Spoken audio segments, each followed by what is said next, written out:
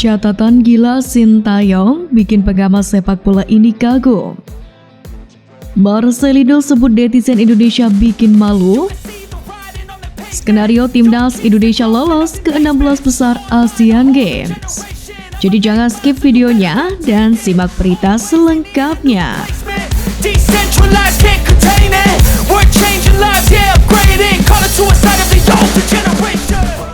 Catatan gila Sintayong bikin pengamat sepak bola ini kagum.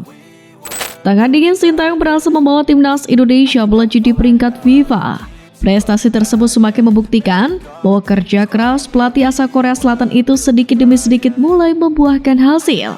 Di awal kedatangannya pada 2019 lalu, timnas Indonesia sedang terpuruk di peringkat 173. Perjuangan Sintayong untuk membawa Indonesia ke titik ini bisa dikatakan tidaklah mudah, di mana ia harus berhadapan dengan pandemi COVID-19, sehingga persiapan timnas Indonesia banyak terhambatnya. Sintayong pun sukses membawa Garuda ke final Piala AFF 2020, tetapi kalah dari Thailand. Kemudian di Piala AFF 2022, Sintayong sayangnya gagal mengulangi prestasi itu, karena harus terhenti di semifinal oleh Vietnam. Namun banyak sekali publik sepak bola Indonesia yang menilai bahwasanya timnas Indonesia menunjukkan progres luar biasa selama 3 tahun terakhir ini.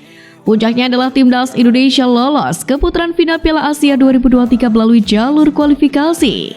Secara total, Sintayong telah menangani timnas Indonesia sebanyak 34 pertandingan dengan catatan 18 kemenangan, 9 seri, dan 7 kekalahan. Timnas Indonesia juga berhasil menciptakan 72 gol dan hanya 41 kali kebobolan. Sebelum daftar ranking terbaru ini dirilis FIFA, timnas Indonesia berada di urutan ke-150. Saat ini, skuad Garuda memiliki 1052,87 poin setelah mendapatkan tambahan 5,41 poin.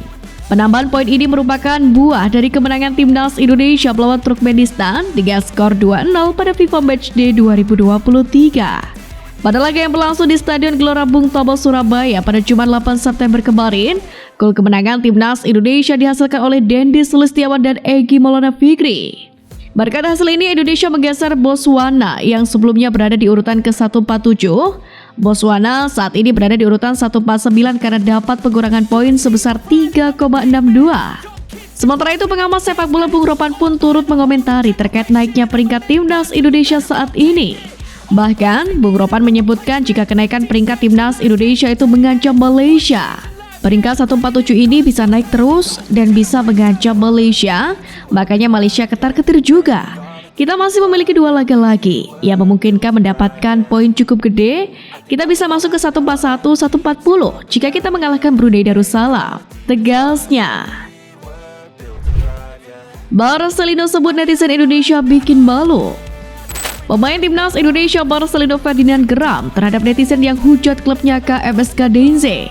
Wadoki berusia 19 tahun itu menyebut ulah warganet tersebut membuat malu dirinya saja.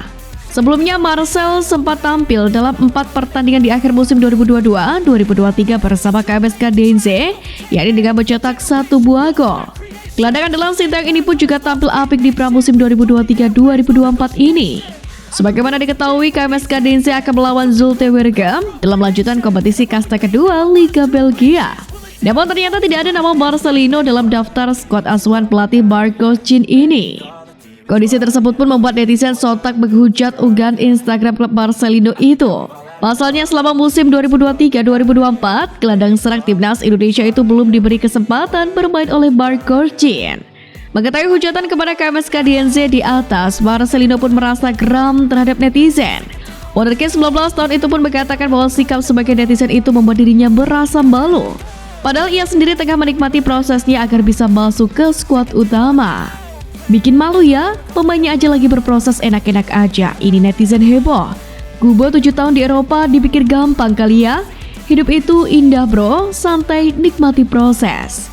Tulis Marcelino Ferdinand di akun X pribadinya. Peran sentral Sintayong dalam pembangunan training center di IKN. Proses pembangunan training center timnas Indonesia di Ibu Kota Nusantara sedang dipercepat. Lahan yang akan digunakan memiliki luas 34,5 hektar dengan dana sebesar 85,6 miliar rupiah dari FIFA Erick Thohir sendiri menyebutnya sebagai cita-cita lama yang dinantikan oleh para penggemar sepak bola tanah air yang merupakan hibah terbesar yang pernah diberikan FIFA ke sebuah negara. Pembangunan training center ini berawal dari usulan Shin Tae-yong, seorang pelatih asal Korea Selatan. Dia bahkan bertemu dengan Presiden Jokowi dan mengajukan permintaan ini melalui media setelah hasil buruk di SEA Games 2021 kemarin. Sebenarnya lebih baik netizen berbicara menekan federasi tentang training center.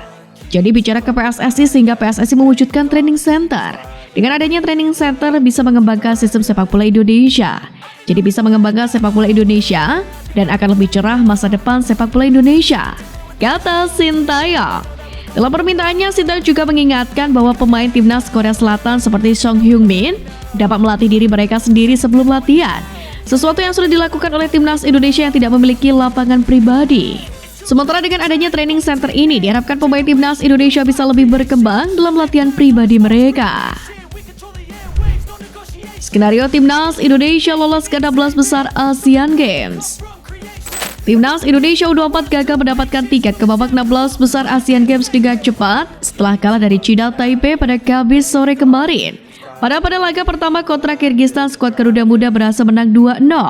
Timnas Indonesia U24 sebetulnya bisa menyegel satu tempat di babak per-8 final andai menang atas China Taipei. Namun di luar dugaan, tim asuhan Indra Syafri itu justru kalah 1-0. Meski demikian, kans Timnas Indonesia U24 untuk lolos dari fase grup belum sepenuhnya tertutup.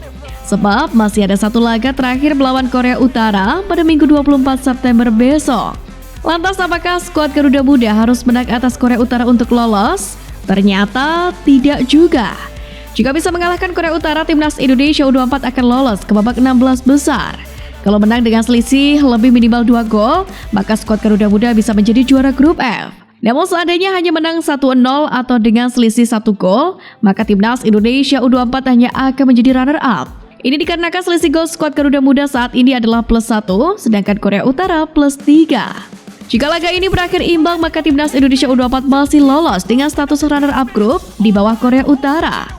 Namun syaratnya China Taipei tidak boleh menang atas Kyrgyzstan.